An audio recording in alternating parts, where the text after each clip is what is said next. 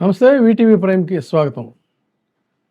ఆయన కృష్ణా జిల్లా రాజకీయాల్లో ఆ మాటకొస్తే ప్రస్తుతం ఆంధ్రప్రదేశ్ రాజకీయాల్లోనే ఒక రాజకీయ భీష్మాచార్యుడు అని చెప్పాలి. ఆయన్ని చూస్తే నేటి యువతరం అంటే కించిత్తు సామాజిక స్పృహ లేనటువంటి యువతరం, ముఖ్యంగా చెప్పాలంటే శ్రీశ్రీ పరిభాషలో కొంతమంది యువకులు పేర్లకి, పకీర్లకి, పుకార్లకి నిబద్ధులు అంటాడాయన. ఒక సినిమా ఆడటం కోసం, ఒక సినిమా హీరో కోసం వేరతాళ్ళేసుకొని, బ్యానర్లు పట్టుకొని, రాజకీయాల ముసుగులో ఉన్నవాళ్ళు సైతం కూడా ఆ సినిమాని ఏదో రకంగా హిట్ చేయాలని చెప్పని రోడ్ల మీదకొచ్చి అరుపులు, కేకలతో నినదించేటువంటి యువత మనకు కావలసినంత మంది ఉన్నారు. కానీ ఈ ఆంధ్రప్రదేశ్ రాష్ట్రాన్ని అడ్డగోలుగా మన భవిష్యత్తు, మన ముందు తరాల భవిష్యత్తు, తర్వాత మనకున్నటువంటి ఒక రాష్ట్రం, అపురూపమైనటువంటి రాష్ట్రం, ఇందులో దగా జరుగుతూ ఉంటే ఇదేమిటి అని చెప్పని ప్రశ్నించగలిగిన స్థితిలో లేని యువత ఒక్కసారి ఆ భీష్మాచార్యుడి పోరాట స్ఫూర్తి చూస్తే కనీసం సిగ్గుతో తల ఉంచుకోవాలి. ఒక్క యువతనే కాదు, అనేక మంది ఉన్నారు. ఆ రాష్ట్రం మీద అభివృద్ధి చెందిన వాళ్ళ కుటుంబాలు, ఆ అభివృద్ధి చెందుతున్న కుటుంబాలు, దాన్ని అనుభవిస్తున్నటువంటి, ఆ ఫలాలు అనుభవిస్తున్నటువంటి వాళ్ళు ఎవరు కూడా ఆ రాష్ట్రం గురించి కించిత్ వర్రీ అవ్వాల్సినటువంటి పరిస్థితి లేదు.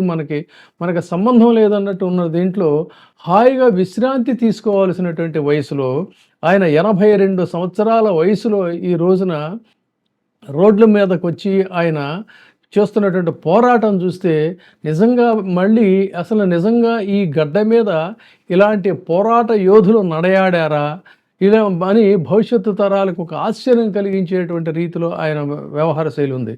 అక్షరాల 82 సంవత్సరాలు ఆయన కర్రపోటేసుకొని మరీ నడుస్తుంటాడు. కానీ ఆయన గళమెత్తితే ఈ ప్రభుత్వాన్ని సైతం కళ్ళెర్ర చేసి గర్జించేటువంటి స్థితిలో ఉన్నారు. ఆయనే వడ్డే శోభనాధీశ్వరరావు గారు. మేము విద్యార్థులుగా ఉన్న రోజుల్లో ఆయన యొక్క కార్యక్రమాలను కూడా చూస్తూ పెరిగినటువంటి వాళ్ళం. అయితే ఆయన డిసిప్లిన్ ఎంతంటే ఇవాళ ఆయనకేం రాజకీయాల్లో పదవులు కావాలని లేదు, అసలు అవసరం కూడా లేదు. ఆయన ఆ మాటకు వస్తే అనుభవించినటువంటి పదవి లేదు. చెప్పాలి అంటే ఒక ఇండస్ట్రియలిస్ట్గా 3 దశాబ్దాల పాటు ఆయన వెలుగొందారు. అట్లాగే రాజకీయాల్లో ఎమ్మెల్యేగా చేశారు, ఎంపీగా 2 సార్లు చేశారు, మంత్రిగా, వ్యవసాయ శాఖ మంత్రులుగా చేశారు, ఇంకా ఇతరత్ర నామినేటెడ్ పొలిటికల్ పదవుల్లో కూడా ఉన్నారు. సాక్షాత్తు చంద్రబాబు నాయుడు గారి ప్రభుత్వంలోనే ఆయన వ్యవసాయ శాఖ మంత్రులుగా కూడా చేశారు. ఆయనకు అవగాహన లేనటువంటి సబ్జెక్ట్ అంటూ లేదు. ముఖ్యంగా ఆంధ్రప్రదేశ్కి రైల్వే జోన్ కోసం ఆయన గొంతెత్తి మాట్లాడినటువంటి సందర్భాలు చాలా ఉన్నాయి. విశాఖ ఉక్కు ఉద్యమంలో ఆయన సైతం ఏ ప్రత్యర్థి చేతిలో అయితే ఆయన ఓడిపోయారో కాకానే వెంకటరత్నం గారి దీంట్లో ఇష్యూ బేస్డ్గా ఆయన కలిసి పోరాటం చేసినటువంటి సందర్భాలు ఉన్నాయి. అటువంటి వ్యక్తి వడ్డే శోభనాధీశ్వరరావు గారికి ఈ రోజున 82 సంవత్సరాల వయసు వచ్చిన పచ్చని పంట పొలాలు ఈ రకంగా అన్యాయం అయిపోతున్నాయి. ఏం జరుగుతుంది ఇక్కడ? ఇంకా భూసేకరణ అంటున్నారు, దాన్ని ఉపయోగించట్లేదని ఆయన ఆవేదన చెందుతూ అమరావతికి సంబంధించిన సందర్భంలో అనేక సార్లు ఆయన గొంతెత్తి మాట్లాడుతున్నటువంటి పరిస్థితి మనం చూస్తున్నాం. అదేవిధంగా తాజాగా విశాఖ ఉక్కు గురించి ఆయన విశాఖ ఉక్కు అనేటువంటిది కేవలం విశాఖపట్నం కార్మికుల ఇష్యూ కాదు, ఇది ఆంధ్రులకు సంబంధించినటువంటిది అని ఆయన ఆవేదన వెలిబుచ్చుతుంటే, ఒక్కళ్ళంటే ఒక్కళ్ళు, ఒక్క సంఘం అంటే ఒక్క సంఘం, ఒక పార్టీ ఆయనతో కలిసి వచ్చేటువంటి పరిస్థితి కనిపించట్ల. ఆయన బీఎస్సీ చదివారు, బిఈ మెకానికల్ ఇంజనీర్. ఆయన వెలగపూడి స్టీల్స్ లిమిటెడ్కి 30 సంవత్సరాల పాటు డైరెక్టర్గా చేశారు.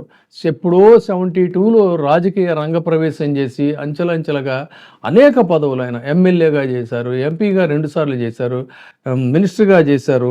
ఇలా ఇన్ని పదవులు అనుభవించి ఆయనకు ఉన్నటువంటి డిసిప్లిన్ ఏంటంటే, మామూలుగా ఎంప్లాయీస్ ఎవరైతే 60 ఇయర్స్ రాగానే పదవి విరమణ చేస్తారో, ఇంకా పదవుల కోసమని వెంపర్లాడకుండా, పదవుల కోసం పాకులాడకుండా, పదవుల కోసం శకుని పాచికల్ని ప్లే చేసి ఏదో రకంగా మనం పదవులు కొట్టేయాలని చెప్పని అడ్డగోలు రాజకీయాలు చేయకుండా నిబద్ధతతో, నిజాయితీతో ఆయన కరెక్ట్గా ఆయనకు 60 సంవత్సరాలు నిండిన వెంటనే 2004లో రిటైర్ అయిపోయారు. ఇది ఒక model, is role model for any aspect, in any dimension.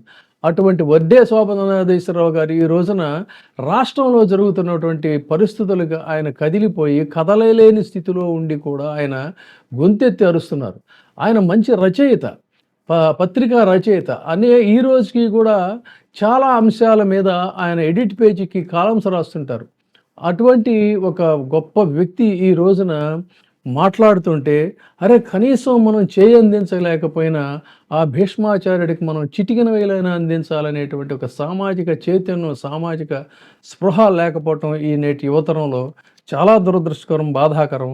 అంతేకాదు అసలు ఈ వీడియోలో కూడా ఎక్కడ స్పైసీ అంశాలు లేవు కాబట్టి ఇదే ఈ హీరోని ఆ హీరో గిల్లాడా, లేకపోతే ఈ హీరో ఈ వెధవ పని చేశాడా, ఆ పని చేశాడంటే ఇప్పుడు ఇది వ్యూస్లో టక్ టక్ టక్ టక్ స్పీడ్గా వెళ్ళిపోద్ది. కానీ ఒక రాజకీయ భీష్మాచార్యుడి గురించి మనం చెప్తున్నాం కదా, ఇది అంత పెద్ద రుచించదు ఈనాటి యువతకి.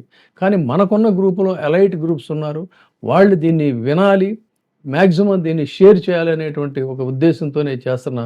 ఖచ్చితంగా ఆ భీష్మాచార్యుడిని మనం మనస్ఫూర్తిగా అభినందిస్తూ కొంతమంది అయినా కనీసం ఆయన యొక్క లక్ష్యానికి ఆయనతో పాటు కలిసి నడిస్తే బాగుంటుందని చెప్పి ఈ వీడియో చేస్తున్నాం. Thank you. ఇప్పుడే సబ్స్క్రైబ్ చేయండి, లైక్ చేయండి, షేర్ చేయండి. వే టీవీ ప్రైమ్, నీ ఉత్తమాభిరుచుల సమ్మేళనం.